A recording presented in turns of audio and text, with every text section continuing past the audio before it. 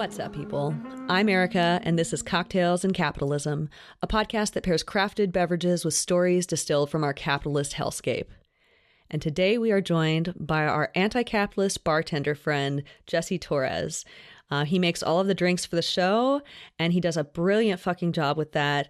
I'm so excited to be doing an episode with Jesse that he has prepared for the first time. So this is going to be a really, really, really important one. So can't wait to dive in. How you doing, Jesse? I'm doing great. I am so happy to be here. It's actually, for you all out there, it is Erica's birthday today.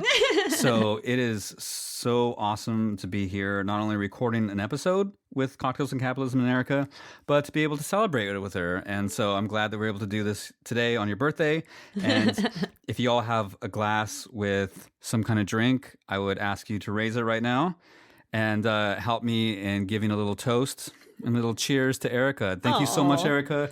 You do such incredible work, and I am so honored and thrilled to be a part of this and to be here with you. So thank you, Erica. So nice. Everyone, cheers. Oh, cheers. That's so sweet. Cheers, guys.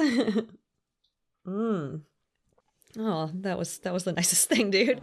And to let you all know what we have in our glass today, I have poured, it's not a cocktail necessarily, it's just like a shot that a lot of bartenders do, something that I love, and it's simply just a mix 50-50 of Mezcal and Amaro Montenegro.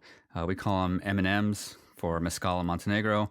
I love Mezcal and I love Amaro, and these are like a marriage of two of my favorite things. So if you ever had that before, you know how good it is. If you haven't, worth having, go to a bar, order it, or if you have the ingredients at home, make it. But And can you explain why you chose that for this episode? What made you decide to settle on that? Yeah, so as a service industry worker, as a bartender, this is kind of like a drink in solidarity because I know that a lot of my fellow bartenders and service industry professionals out there enjoy this drink. We like to have this drink after work or as a safety meeting, but this is something that we enjoy frequently and is super delicious. And there's a reason why you'll find people that know drinks drinking this because it's just two really good ingredients that go really well together. I like it also because the Montenegro is a little bit lower proof.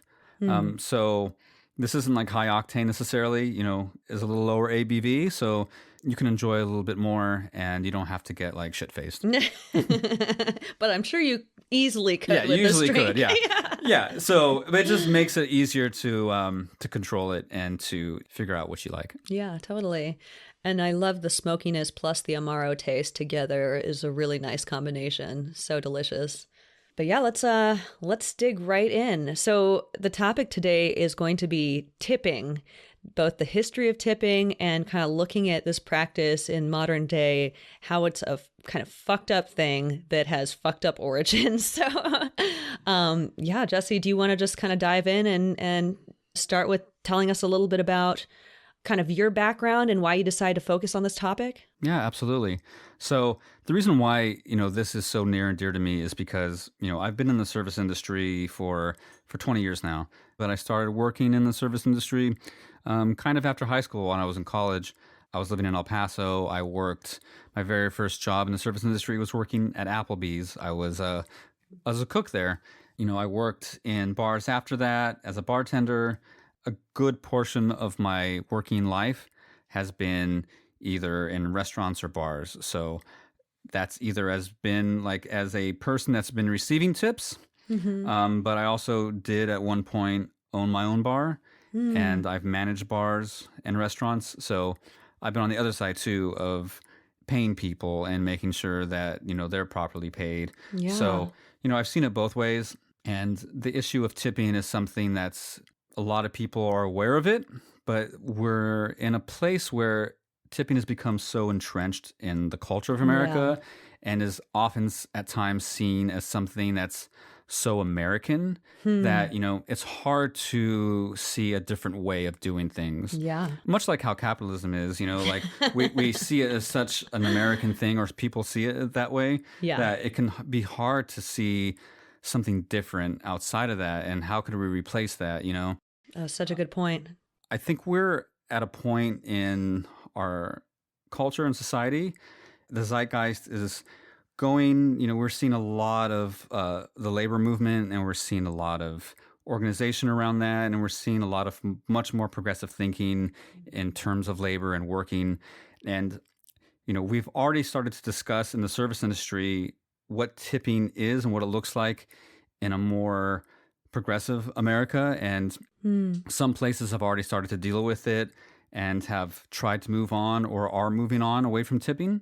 And I think it's a great time to discuss this because I personally feel that tipping should be abolished. I don't think it should be a practice that we should participate in anymore because of its history, all the problems that are associated with it. And I feel like we have reached the point where we can do so much better and we deserve better. And it's time that we change that and make a big change and difference. Oh my God. Hell yeah. And I'm so glad you decided to shine light on this issue because it's one that, yeah, we totally take it for granted as the way that we do business, as the way that we compensate people in the service industry. And it does not have to be that way. No, not at all. So this episode is going to be talking about the history. Where does tipping come from? Why do we even tip in America? If tipping is such an American thing, have we always been doing this? Is this something that has always been practiced in America? Yeah. What can we do by being informed about the history and where it comes from that we can make the right choices and decisions to make it change? So Yeah. the first thing I'd like to talk about, where does tipping come from? Like I said, it feels like it's such an American thing, but I feel like most people would be surprised to find out that tipping didn't originate here in America. Tipping actually began in Europe in the Middle Ages. Tipping is a very feudal custom. It's something that came out of feudalism, as we will find out later, how it transferred to the U.S. and how it became an import. We have a really good source for tipping. The great diarist Samuel Pepys, who in the late 1600s, he's the one that documented the Great London Fire, for example. Oh, wow. When he went to dinner, he would record that what he ate and how much it cost. Wow. And then he would also record how much he paid the servants. Huh. So he paid 1 shilling for the food and 6 pence for the help. What he was essentially recording was a tip. Yeah. And his writing is probably the most consistent and reliable source that we have, definitely one of the most prominent. But at that time, for example, in the late 1600s, this is like the 1660s, 1670s, tipping was still a common practice. The one thing that wasn't common back then is restaurants. There weren't very many restaurants back then. There were places to go and eat or drink, but there wasn't a proliferation of them like we have today. Wow, yeah. Most of this was being done in people's homes. So as you know about feudalism is a very classist order of society where you have, your nobles, the ruling class, and then you have the serfs, the peasants. So there's a very distinct social order. And the people with money who had estates, had private homes, they were the ones that were able to afford to have serfs. They're the ones that had people. When people would come over to visit or whatever, they would have to tip all of the help. So they would have to tip the coachman or the person that blacked your boots or the person that did your laundry. Everyone that helped who was part of the serfdom in a household or estate would be expected to be tipped. By guests that are coming through. Yeah. Okay. And so this is something that was rooted in kind of like what they considered a natural order of things. People who had more tipped people who had less.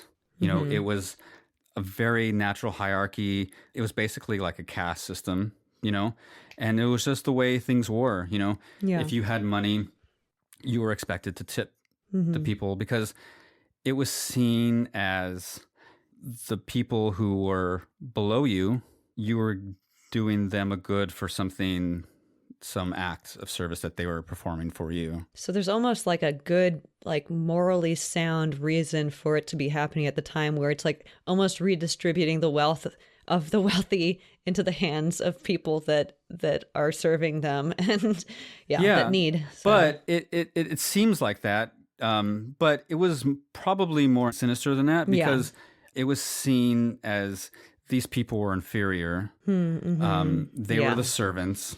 Yeah. and we're giving you a little bit. Yeah. And there was also another reason for them to tip, because not everyone liked to tip. People would come to someone's house or estate, and they'd have to constantly be like doling out money. Yeah. Everyone gets a little bit. And so it was seen as sometimes by some people as like, oh God, I have to constantly be like handing out money. Like, Yeah. it was already very tiresome by then, Huh. constantly having to tip everybody. Yeah. But, if you didn't, then were they going to mess up your boots, or were they going to Spit like your food? Yeah. So there was always like this fear like associated with it. Like, if we don't tip well, are they not going to do their job well? Yeah. Yeah. So this is also where we get this idea of tipping as something where it's based on performance, and it still holds to this very day. Most people, when you ask them, what is their ideology on tipping? Like, why do you tip? And a lot of people will tell you, well, I tip for a job well done. If they did their job really well, then I'm going to tip them well. And it's my own little meritocracy that I'm deciding about. Yeah. For a little while, you as the customer are the server's boss, essentially, and are paying their wage. Yeah. You get to decide how much I'm going to pay them, how much they're going to be paid based on how well they worked. Yeah. And so, as you can see, this is very much still rooted in that old feudal classist mindset. So there's one of the first reasons why I believe that tipping is bad, because it's very classist. Yeah, absolutely. And, it's very much rooted in that classist system. And you'll see that when America first started, we didn't have tipping. So like in the colonial days, we had that same mindset where we saw this as a classist system. And the founding fathers, the people of the original colonies, they were leaving Europe and they were trying to leave some of the old customs. They saw themselves as more egalitarian and less about this system. So they never adopted tipping. They thought it as an old world feudal custom from, the medieval times, that we've advanced past that and we don't have any room left for this. We have a better way of doing things. Totally. So for a long time, America didn't have tipping. It wasn't until the Civil War, especially post-Civil War, that we see tipping become or introduced into the U.S. And so this is the Gilded Age, and this is the time after post-war America where now we have a lot of Black people in the workforce now. They've been freed. The 13th Amendment has been passed, and now 4 million formerly enslaved people are now in the workforce.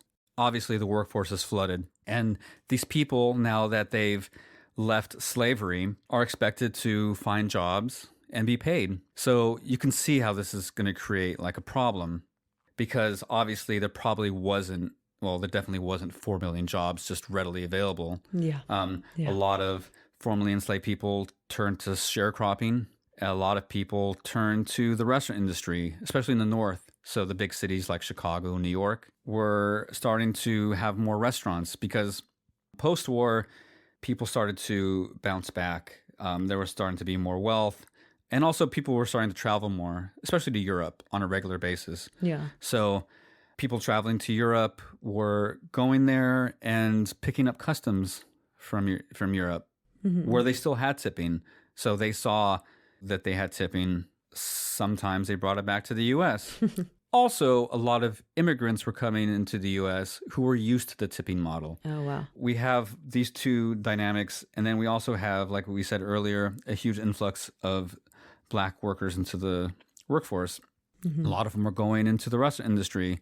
And so it was very easy for the restaurants to connect these things and realize that they didn't have to pay workers if they could adopt a tipping model.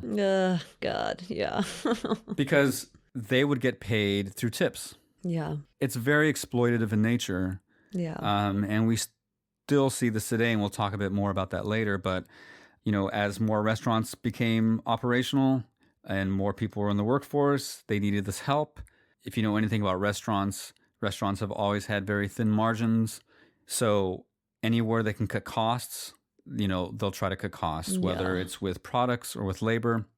And a very natural thing to do was to exploit newly freed slaves Yeah. and use them as cheap labor, not pay them, and instead have them be forced to rely on tips. It's almost like it's just a new form of slavery, just like passing a bunch of laws that would criminalize black people, newly freed black people, and then sweeping them up off the streets and putting them into prisons where they could do unpaid slave labor still, which is legal under the 13th Amendment. I mean, it seems in so many ways like a very similar outgrowth of slavery. Yeah. And, to your point, it's no coincidence that, things like policing and the modern carceral system have roots in, post-Civil War. We all know that this is when police formed. So it's no coincidence that this is also when tipping would be established in America, as a way to subjugate and to deal with free black people now. Yeah. Oh, God. So disturbing. Fuck. So we have a really great example of this. You may be familiar with the Pullman Car Company. George Pullman was an engineer. He created the Pullman Car Company. These were very fancy, very kind of luxurious train cars, passenger cars that transported people. So in the post-war, as people, were reconstructing and getting back into normal life, there was a lot of wealth being generated, and there was a new emerging bigger middle class. And they had this desire to travel on these new trains, these palace on wheels, as they were called. Traveling on the trains, these palace on wheels, was an affordable luxury that this new middle class can afford. Yeah. Because they couldn't necessarily afford all the luxuries year-round at home, but they could afford a trip and have all these luxuries for a short while. Oh, wow. Yeah. So who was the ones that were, offering all these luxuries, all this help, that the new middle class was going after? Well, who do you think?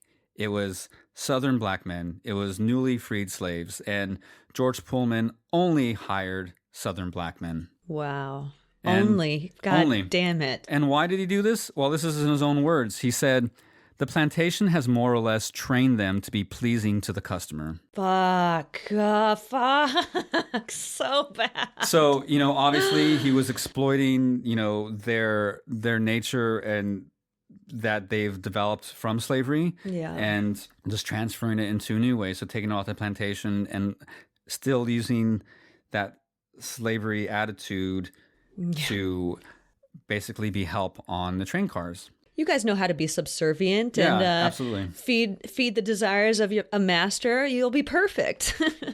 And of course, obviously, like the restaurants, he knew that he could exploit them. The only difference is that he actually did pay him a wage. He paid them $27.50 a month, which at the time was not nearly enough to live off of. Oh, shit. So he relied that the rest of the money be made up in tips. And like we said before, tipping was starting to be a new thing. But it was George Pullman who really helped to establish tipping in America, because the trains were not isolated like a restaurant in Chicago or New York would be. Trains went all over the country. Yeah. And so very rapidly, tipping was spread all over the country because these trains were going everywhere.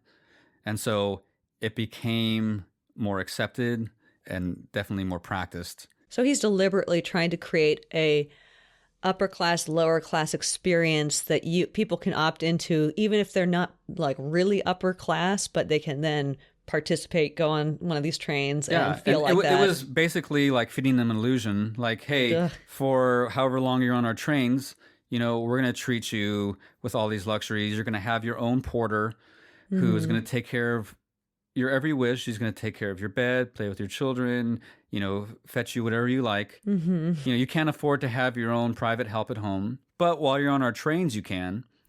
And so, this is exactly the kind of luxury that he advertised to, the growing middle class. God, It's like selling such an American experience right there. It's such an American thing to Yeah. sell. Yeah, and so this is kind of where it's rooted in, and it really kind of helped solidify tipping. So you have the restaurants who were doing this, and then you had the Pullman car company, and then from there it spread. It spread so fast, and it got so entrenched in the lives of daily Americans that there was a significant backlash to tipping that happened pretty fast, pretty Wow. quickly to all this, because like we said, there wasn't tipping before that. Like this is still like a new phenomenon. Like it's hard to like compare it to something today, but like I don't know. I think maybe if you can compare it to like TikTok really happened in a matter of a couple of years, and all of a sudden like it's pervasive. Yeah. Or like social media. Yeah. You know, it's very like common, and very most people have it and use it. And it happened in a matter of years. That's kind of like how tipping Jeez. just kind of popped up in America back then. Wow. So obviously, Americans not being used to that, there was a lot of backlash. So much so that President William Taft, for example, in 1908, he ran on an anti-tipping platform and was considered the patron saint of the anti-tipping crusade. What? I had no idea. Yeah. That's wild. Oh my God. You know, Taft. and there was a backlash because for a number of reasons. Obviously, things that we've talked about, like people saw it as a classist system. Obviously, people saw it as something that was racist. And then, you know, people who were concerned about labor obviously saw it as exploitative. You know, people aren't getting paid a fair wage, and they're relying on the generosity or not generosity of people to make a living. But were there a bunch of people that were pissed that they had to pay for something twice because they had to pay for the product that they were receiving, and then they also had a tip? Oh, yeah, absolutely. So, for example, traveling salesmen were one of the groups of workers that they felt bore the brunt of it, because they were the ones that were constantly traveling, staying in inns and motels, traveling on trains, Yeah. going to restaurants. So they were constantly having to tip everybody. Yeah. And they felt like they were doing too much Yeah. compared to everyone else. So, yeah. Well, when you set a price way below the actual value that is being, produced, like that's, I don't know. I didn't say that well, but that seems like the natural consequence there. Yeah. Getting people to expect a lower price, and then they actually have to pay another thing. Yeah. And as we're going to see in a little bit, as the movement gained popularity and momentum, you know, there was a lot written about it, a lot of editorials, a lot of pamphlets, and we'll see like how some people address that, and they came up with some really clever names. But so who were the people that were really against tipping? You would think that maybe it was one group against another, kind of like the temperance movement was. But it actually really wasn't. The people that were really against tipping were a really wide and diverse cast. You know, you had the wealthy who didn't like tipping. J.P. Morgan, you know, some of these robber barons that you know, they were pretty stingy tippers. They didn't want to tip. Jesus. They didn't feel like they should have to pay twice for something, for example. The labor unions were obviously very much against tipping because they thought it was exploitative, and they wanted workers to be paid a fair wage like other industries were. And there were people that saw it as racist. You know, they saw how it came into America through post-war, and they saw how it exploited black people, and, you know, how it was a classist system, and how it had made people into an inferior class. You know, like in the Middle Ages, you know, we still saw it as something feudal and something that was rooted in old medieval Europe. And surprisingly, there were also white supremacists who were against tipping. What? So you think about like when tipping, how we've been talking about, especially with black people, how it is being in the form of like servitude. And being like inferior and accepting money from someone who's better than you or in a better position class-wise. They thought those same things, but as applying to white people. So they felt that, you know, white men shouldn't be made to be inferior. Giving the tip to a white man, how could you, you know? You know, they're not your inferior like a black person is. Oh God. And in fact, John Speed, who was a journalist in 1902, had this to say, and he wrote this in an editorial. He said, "When I came to the North for the first time, I had never known any but a Negro servant.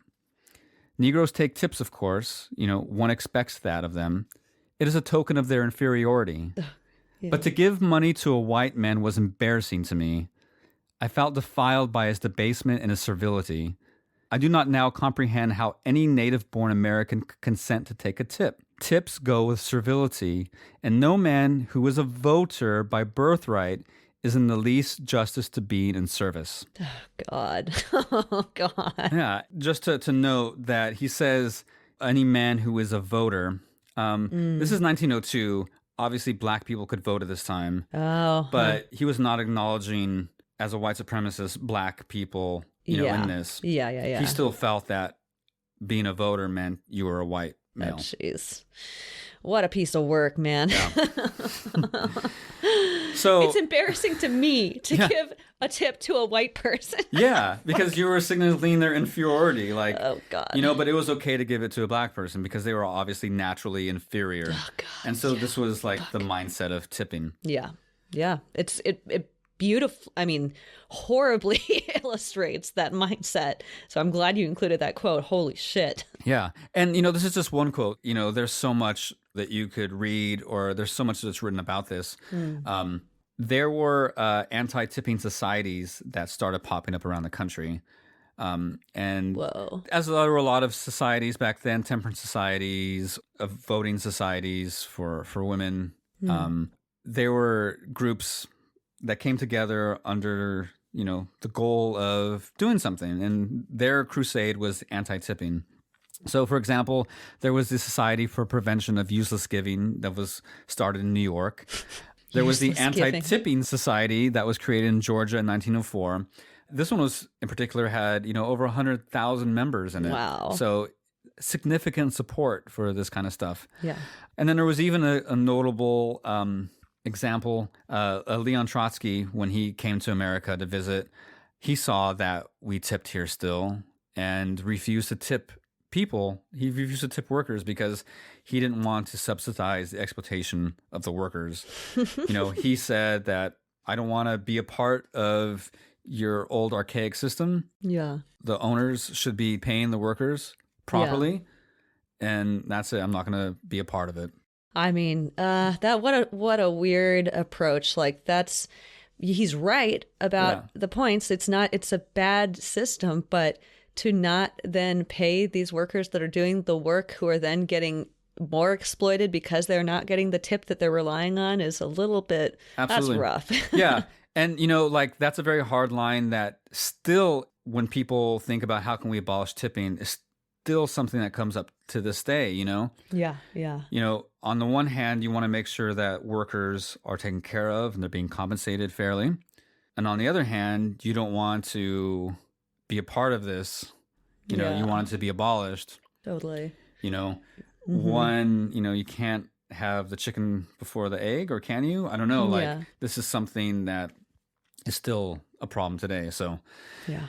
And we'll discuss that later. But the main thing that these anti-tipping societies and people who were against tipping, they thought that the best way to approach this was through legislation and changing laws. And so that's what happened. For example, in 1909, the first such law to ban tipping was passed in Washington, D.C. And then different states after that, like Mississippi, Arkansas, Tennessee, South Carolina, Iowa, Georgia, all followed with laws on the books that banned tipping. Wow. So they were very serious, and they actually had action. But that didn't last.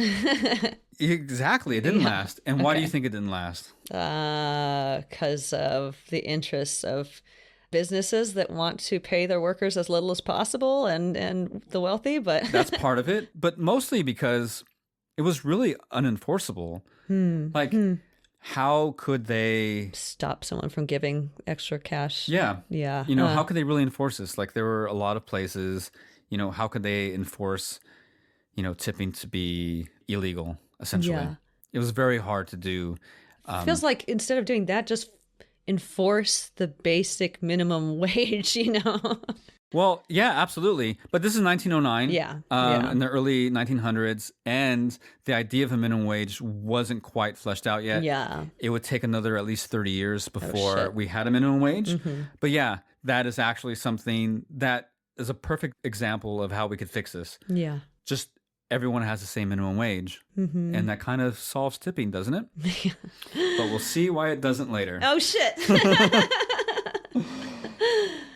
Outside of being really hard to enforce, these laws didn't work because tipping at that point, we're about at least 30, almost 40 years into tipping at this point in America. Mm-hmm. And it had started really to be ingrained into our society at this point. For the same reasons why we tip now, people tipped then because they didn't want to look bad. Yeah. Or they felt bad if they didn't tip the worker, Mm-hmm. And it was also kind of a sign of their wealth. Like, Yeah.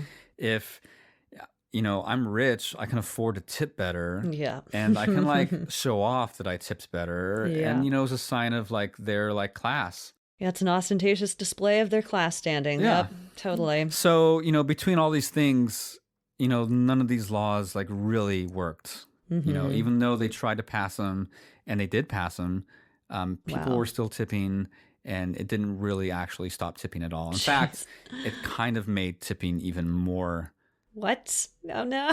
more big in the U.S. Fuck. So the anti-tipping crusade kind of reached its zenith in 1916. There was a big anti-tipping manifesto, and this is something that is often quoted whenever you read about anti-tipping back then. Like, this is kind of like the manifesto of, and the singular source for, like, a lot of, like, hey, this is why tipping is bad, this is why we shouldn't support it, and, like, the call to action to really, like, finally stamp it out. Cool, I'll have to read through that. So it was written by William Rufus Scott. He was from Kentucky. We don't know much about his life, but we know he did write this, and he basically wrote this really, like, hardline, scathing piece about anti-tipping. Wow. He called it, for example, the first chapter was called Flunkyism in America. What's flunkyism? Flunkyism is basically like, we're producing a class of flunkies who, have to rely on tips to live. He's really kind of like berating, like, tipping as creating people who, have their hands out. Is a flunky someone that that is in need, or like I don't understand that. I've never heard that before. He basically, a flunky is someone who can't make it on their own. No. They have to rely on someone else. Yeah. And yeah. so they're having to rely on the generosity of someone's tips, it's to like get a by. welfare queen or something like that. Yeah. It's kind of like how we would call that today. Yeah. Which, as we know, like, in America is like anti-American in the way that we think of, we have to pull ourselves by the bootstraps and we have to make it on our own, and that kind of thing. Yeah. Yeah. The prevailing thought even still today is like, there's this huge, on the right especially, about against welfare and, like, handouts and all that kind of stuff. That's what they saw it as like, as a handout. Like, I see. Even though these people aren't being compensated fairly otherwise, and they literally need it to survive. Oh, don't you worry. William is going to get them both ways because, it's a handout, but also, like, they're, like, holding us hostage like pirates. They're holding us for ransom, like, if we don't pay them, they're not going to do their job. Oh, God. So, everything about it he's trying to say is, like, wrong, Yeah.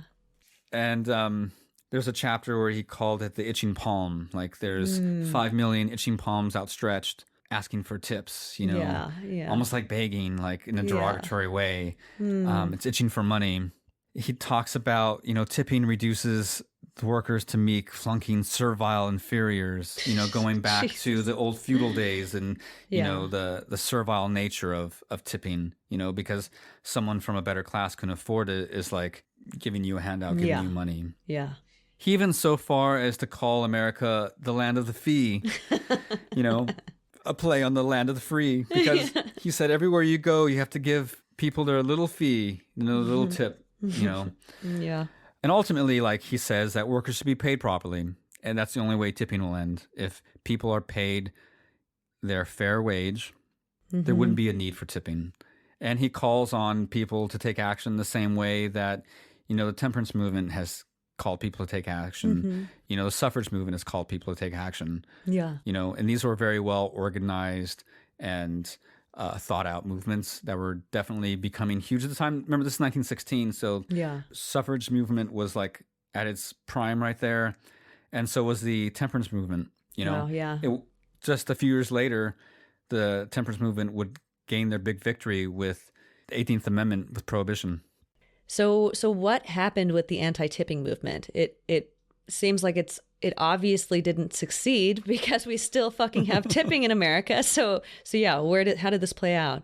Well, there's a few things that happened, and they all kind of intersected around in the 20s to make sure that tipping became a permanent fixture here in America.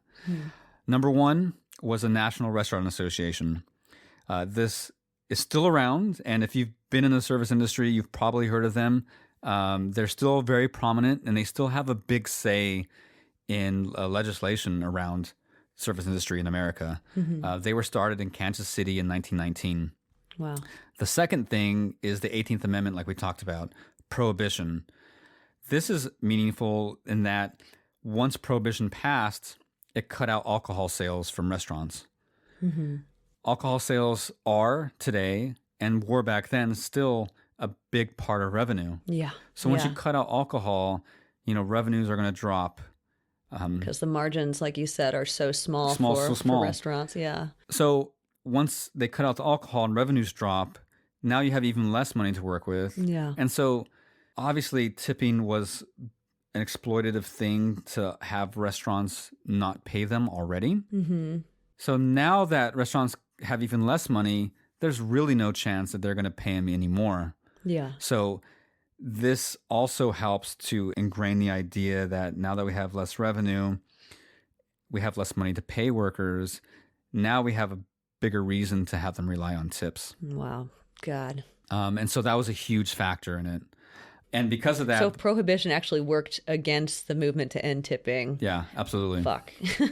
So all this to say is by the end of the 1920s, all these laws had been passed banning tipping, had been repealed or thrown out completely. Wow. Yeah, prohibition lasted longer than these laws did. Oh my God. So next up, we have the Great Depression, and that kind of was like the final nail in the coffin for tipping. So FDR, his New Deal comes along, and part of that was in 1938, a new minimum wage was first established and passed. This new minimum wage was 25 cents an hour.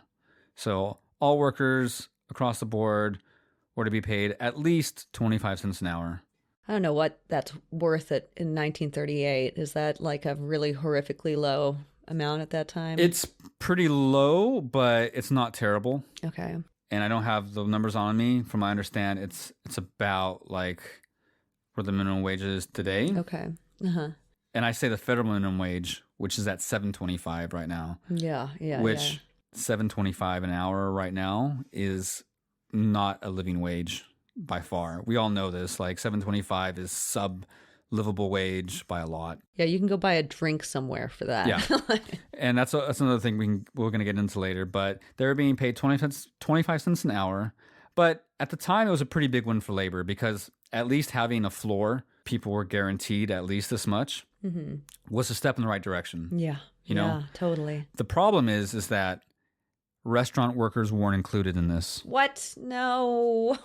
So going back to the Restaurant Association, who had the restaurant owners' interest at heart, God, really lobbied having this exception built in to the minimum wage requirement. Gosh. And why is this? Because restaurant owners up to this point, have relied so heavily on tips to make up for wages that they built all their models. Everything was built around not having to pay them or pay them very much. All their pricing has to be structured around that. Yeah. And so they made Congress pass the law, excluding them to make up for that. Wow. So this essentially makes tips legal by default because restaurant owners didn't have to pay them a minimum wage. And instead, they forced tipping to become the primary form of compensation. Jeez. In the law, basically, there was no requirement for them to pay him. Fucking what the fuck? Oh God, that blows my mind. So it's just like straight up slavery with tips. Yeah, absolutely. God. So around this time, Europe abolishes tipping, and they go the service charge model route. Service charge was included in the bill. People didn't have to pay anymore. So it's interesting to see that Europe finally, the place where tipping originated, is getting rid of it. While, the U.S., where tipping at the beginning was seen as anti-American, is now completely like ingrained Oh, with fuck. tipping. Oh, God. The next big change happens in 1966. So this is when the sub-minimum wage tip credit is brought into law. So the Minimum Wage Act, brought in 1938, is amended, and something called the tip credit is established. This is a minimum wage that is established for restaurants. And so it was established to be about 40 to 50% of the actual minimum wage. So at the time in 1966, that turned out to be 63 cents an hour.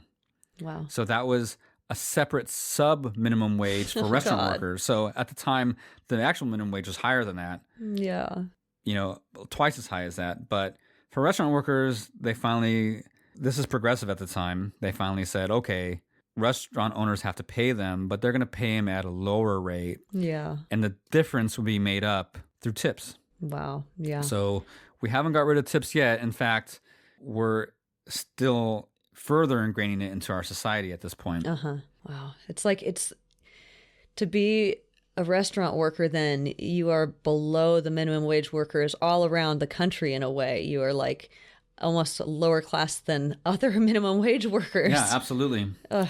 And so this, at the time in 1966, the restaurant minimum wage, the sub minimum wage, this tip credit was pegged to regular minimum wage. So it would increase as the regular minimum wage would increase, and it would be a percentage of it. The sub minimum wage went from 63 cents in 1966 to $2.13 in 1996. Wow. Huh. This is very important because in 1996, the National Restaurant Association again successfully lobbied Congress to freeze the sub minimum wage. What does that mean? Oh, God. They said, we're not going to peg it and attach it to the regular minimum wage. It's going to be separate, and it's going to be frozen. So even if the regular minimum wage Goes up. the sub minimum wage will not. Oh, my God. And in fact, it was $2.13 in 1996. In 2022, it is still $2.13. Oh, my fucking So, God. It's been almost 30 years now, and the sub minimum wage for restaurant service industry workers has not gone up since 1996. That's shocking to me. I mean, like, I should know this stuff. I should know that is the like minimum wage for these workers, but wow, it's mind-blowing that we are still at that We're still here. Yeah. And it's also important to note that this is the federal minimum wage. Yeah. So, in America, states have their rights too, and states can establish their own laws. So there are a lot of states, I won't say a lot, but there are some states that do have a higher tip minimum wage. For example, in Colorado, it's above $12 is the tip minimum wage. So, Oregon, Washington, Colorado, more progressive states, in the past decade have established laws, that have seen, we've seen that the federal tip minimum wage is ridiculously, like, laughably low. Like, people can't live off of that. Yeah. And have done the work and passed laws to increase their own state minimum tipped wage to something that is actually now more livable. So, I believe in Colorado right now it's $12.56. Yeah. And it goes up every year. I think in a couple months in January, it's going to be $14 an hour. Oh, wow. In Colorado. Okay. So you get $14 an hour minimum wage plus whatever you make in tips. Oh, that's a lot better. And that's way better, and that's what we should be seeing on a national level. Yeah. Yeah. But right now on a national level, so like in states like Texas, Mississippi, they're still at $2.13 Fuck. minimum wage for tipped workers. Uh-huh. Ridiculous and Unacceptable. unacceptable. God damn it. How does this sub-minimum wage actually affect workers in their workplaces? Like, what is it? What is the impact of this? Tipping and having the sub-minimum wage has really created the same and amplified the same problems that we've had since the beginning of tipping.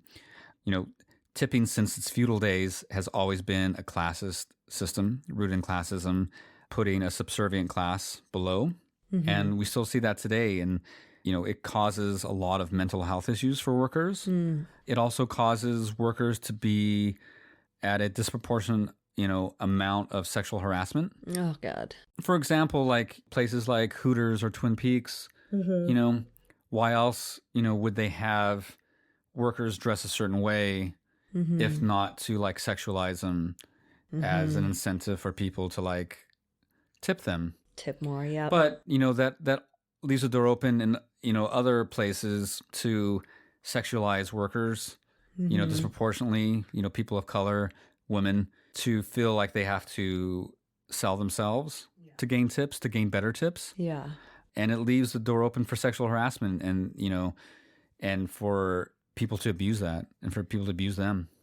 And I think like this kind of highlights how wrong it is to put more of the power over how much these people are being compensated for their labor into the hands of the people that are purchasing something. Like it is, if you give those people more power, they're going to wield it in shitty ways. You know? Absolutely. Because, we ask people who tip, why do you tip? And a lot of people, especially like people on the right, see it as like a power dynamic still, Yeah. They see themselves as like the worker's boss for however long that they're interacting. Yeah. And they're the ones now that are going to reward them for how well they did or how well they didn't do, Yeah. and they're going to tip them shitty because they felt that they didn't deserve that. Yeah. That also opens a door to, people justifying the way they tip people based on a number of things, like how they look,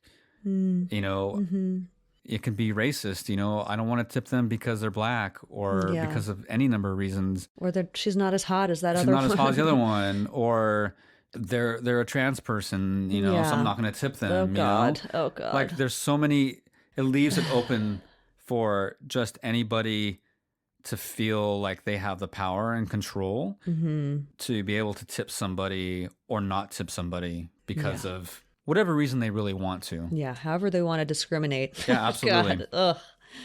So bad. So, obviously, like tipping is an archaic practice that is rooted in classism, racism, so many different types of inequality are at play here.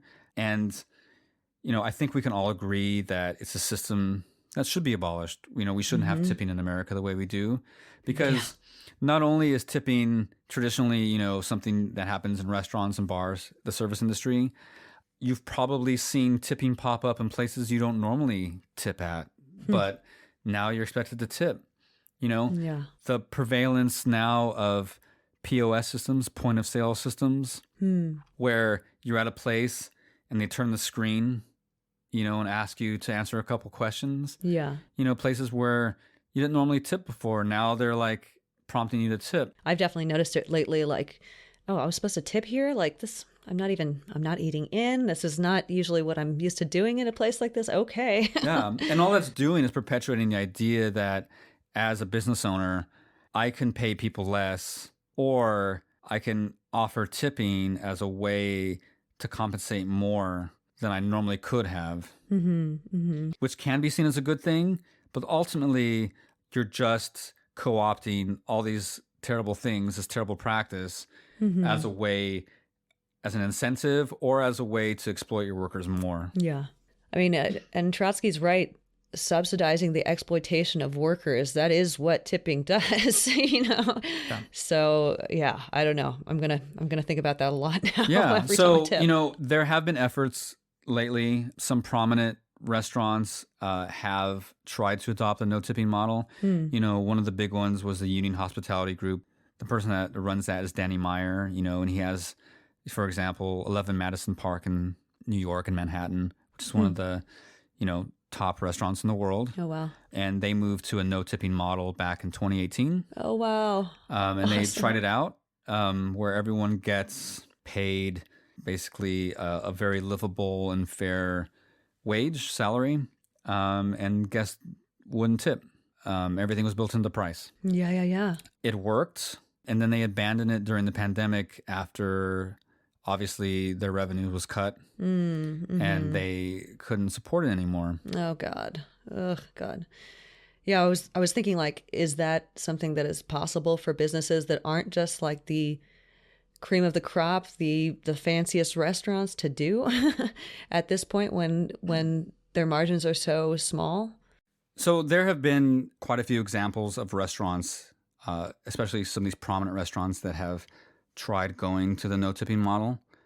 Some have had success, some haven't.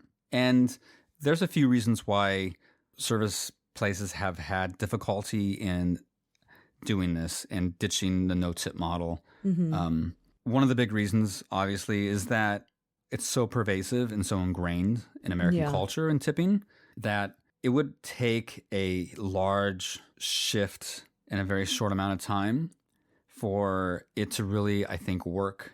Like a lot of places would have to adopt no tipping all around the same time to really make a difference. And does that mean that everyone everywhere would be paying more for food if they went into a restaurant? So they would and they wouldn't. One of kind of the mind fucks about tipping is that when you see the price on a menu for something, you don't normally factor in tax or tipping. Oh, there's a burger, $15. Yeah. You don't necessarily think about what I'm going to pay later on. Sometimes you think, oh, it's $15 for the burger, right? Yeah. And then when you get the bill, then there's tax included on tacked on there. And then, you think about what you're going to tip them. And that seems to come after the fact. Yeah. So if you included that in the price from the get-go, all of a sudden that $15 burger, is now $20. Yeah. And it has a psychological effect Totally. on the buyer, So if everyone in your neighborhood, you have one place that has a $15 burger, another place has 12, then you have McDonald's with their low prices, and then this one restaurant who has a $15 burger decides to ditch no tipping, and all of a sudden their burger's $20. In the mind of a consumer or, a restaurant goer, it can seem wow, this burger's really expensive. Even though they would otherwise be paying a smaller price plus all these other things added on that would maybe be the exact same price. Absolutely. Or more even. And so you think about a restaurant that has to do that, it can be very daunting to up the prices to where everyone's compensated. Yeah. So now we're because when a restaurant is paying people, they have the revenues and they have a target amount of revenue they want to pay workers, and they want to pay for supplies and food cost and all rent and all of this stuff. They're relying on tips for their workers to be paid, the front of house, So when you get rid of tipping, now the owner has to pay for all of that. Yeah. There's no more tipping. So now they're responsible 100% for the wage of a worker. Every other industry in the world, that's already built into the price. It's already built into the model. They're not having to think about this. Yeah. But because restaurants are so used to this, it's difficult for them to factor this in because now they have to raise their prices to make it work. Yeah. People in this country already have an idea about what they should pay for food, especially in America. People like to pay as little as they can for food. Yeah. And not, for a number of reasons. We're used to having cheap food that has been subsidized by the government. We're going to get into Monsanto and all that big agriculture. Yeah. So, we're used to having cheap corn, potatoes, stuff like that, wheat. So we're used to cheap things like gas and food. Yeah. All of a sudden, having more expensive food to pay workers fairly seems like something very daunting and something that'd be hard to accept for a lot of people. Yeah. And then if one business does that without the other businesses around it doing the same thing, then they become less competitive because their prices are higher. So then their competitors may be, doing better than them. Yeah, absolutely. Which is, natural process under capitalism. So that's one factor, obviously, and that's a huge factor, is like, how do we pay our workers fairly and balance it out with prices and our costs? Some companies are turning to profit sharing. So, in addition to their wages, they're giving a percentage of the profits to the workers directly as something on top of their regular wage or salary. That's one way of like addressing it too. And some people are doing Nice. that. But another thing is, workers themselves are already used to the system. For example, when Danny Meyer, got rid of tipping at his restaurants, almost 50% of his staff left. What? Wow. Yeah. They were like, we're not getting tipped anymore. Yeah. I don't want to work that. Like, I like my tips. Yeah. A surprising amount of service industry workers like tips.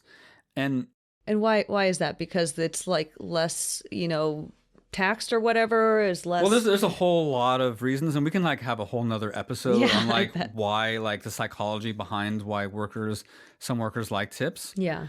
I've encountered this in my own working in restaurants, because the restaurant that I worked at, we tip shared. So everyone in the front of house shared tips. And some people didn't like that because America has this like very individualistic mentality. This pull yourself up by the bootstraps mentality, make it on your own.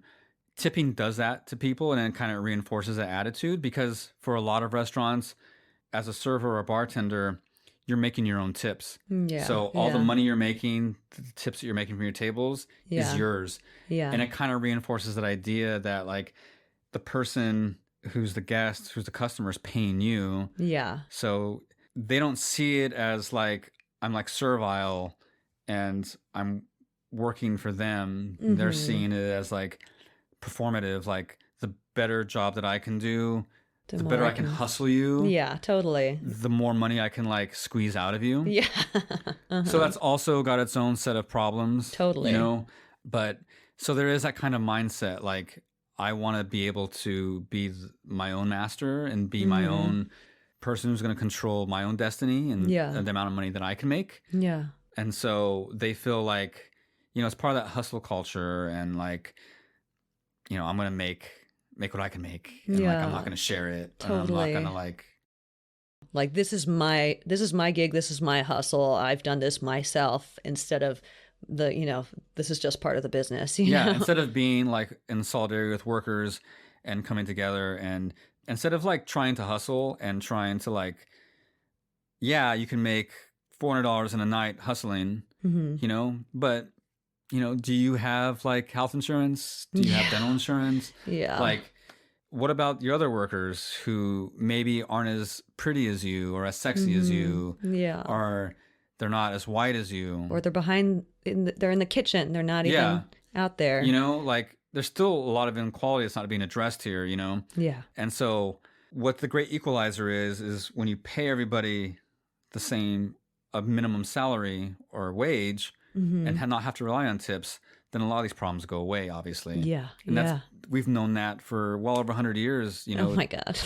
because it was written back then and it's still the same thing now. Yeah. So those are some of the obstacles that we still have to overcome in making these big changes, because, obviously there are still people that think as tips is a good thing, even though we know they're not. And so like, if we're going to make these big changes, we have to overcome not only that mindset, but convince everyone else in the industry that this is the right thing to do. And ultimately, it's going to be better for us. Yeah, totally. Do you think tipping is like a logical outgrowth of capitalism? Yeah, because capitalism, as part of its nature, is exploitative. Capitalism is trying to make as much profit as you can from as little cost as you can. Yeah, right? And totally. squeezing out cost to make more profit. And so labor is a cost, right? Paying workers is a cost.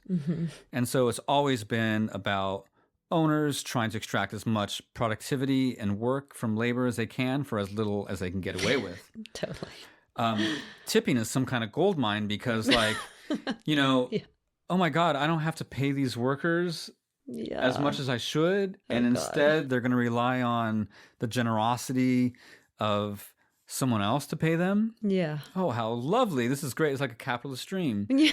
like, and, it's no surprise that other industries haven't gone to tipping the way they have now, hmm which is why you're seeing a more of a proliferation of it, in other industries you didn't normally see tipping at. It's because now we have the technology to make it easier. Huh. It wasn't as tolerated to tip someone if it wasn't like traditionally a tipped job hmm because you were probably tipping in cash. Yeah. And so you're not going to hand over like money to somebody hmm if hmm they weren't traditionally tipped. So like tipping was limited to only like service industry, Yeah. or like cabs or like a few other jobs. Yeah. But now that we have these new ways of paying people, like these new POS systems, hmm it's really easy to pay people on the phone. Yeah. Now, because it's easier to tip people, now you're starting to see other industries co-opt it and be Wow. like, oh, we can get tipped now too. It's so Yeah. easy. Yeah. Totally. And so now we're back to where we were, we really are the land of the fee now. Like there are these little fees everywhere, and like hmm people who didn't traditionally get tipped are now asking for tips. Yeah. This is all happening at the same time when wages are stagnant and not Yeah. increasing at the Yeah. rate they should be. Oh, I was gonna So bring that up. now workers are asking other workers for money on a larger scale when we Yeah. already don't have that much money, Yeah. you know? Yeah. We're asking other people to subsidize the wages of folks who should just be taken care of by their job. But Yeah. yeah. Oh God. So yeah, this is all such a big problem, and which is why, like, once again, like, I'm here talking about it because it needs to be addressed more, and more hmm people out there need to understand, where did tipping come from? Why is it problematic? Why Yeah. should it be abolished? And hopefully we can start a dialogue and start talking about building awareness and start finding meaningful ways to make this change Yeah. so that workers can be paid fairly, get paid what they should be, and we can help change the system so that these exploitative practices, these racist, classist, Sometimes sexist. sexist, all these things, we can start helping to eliminate and reduce in the workplace. Fucking hell yeah. Cheers to that, dude. Yeah. Cheers. We can actually cheers Yeah. in person. Holy shit. That's the first time I've been able to do that.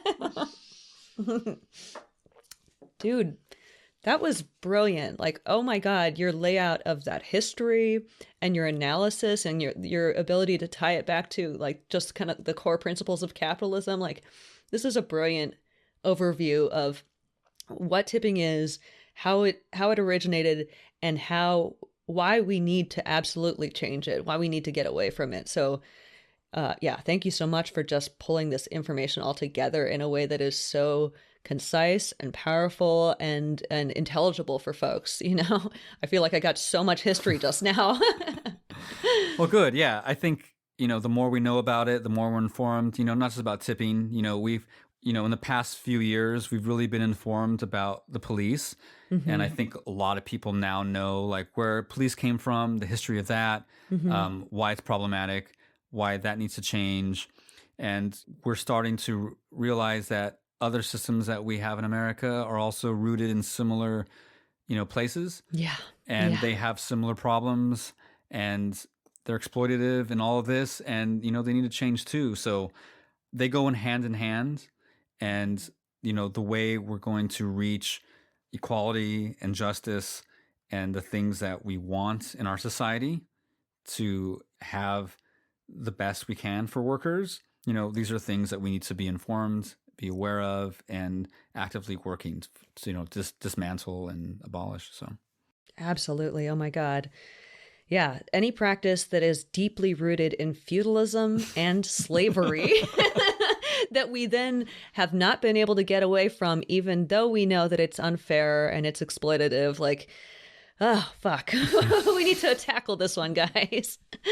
I hope that more people start to cover this kind of story. I hope we start to see more analysis about tipping and how to practice that we need to be abolishing.